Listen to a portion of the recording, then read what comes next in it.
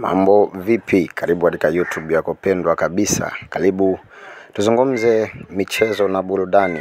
Wewe Mtanzania na mtu ambaye uko nje ya mipaka ya Tanzania, tunakukaribisha kuendelea kufuatilia katika YouTube channel yetu pendwa kabisa.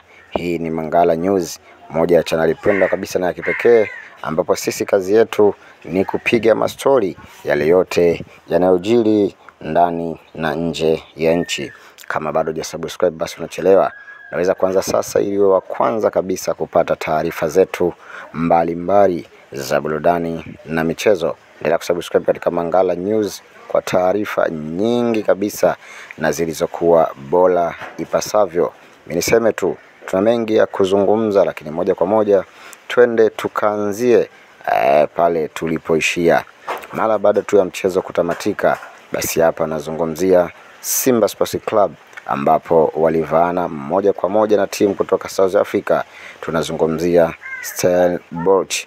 Mchezo huo ambao Simba walilazimishwa kutoka bila kufungana, lakini aggregate ya goli moja ambalo Simba lilipata katika viwanja vya nyumbani ndiyo hilo lililowapeleka katika hatua za kwenda katika fainali. Moja ya jambo ambalo mimi nimekuletea hii leo basi ni namna ambavyo klabu ya Simba imenufaika na goli la nyumbani. Lakini kubwa kuliko ambalo leo hii tunalo, klabu ya Young African ikionyesha nia ya dhati ya kumchukua mchezaji wa Simba. Hapa nazungumzia Mpanzu ama Elia Mpanzu. Klabu ya Yanga ikiwa imethibitisha kwa 100% kabisa na kuweka fungu kubwa. Tunaambiwa Yanga watatenga milioni 300 kwa ajili ya uhamisho wa mchezaji huyo.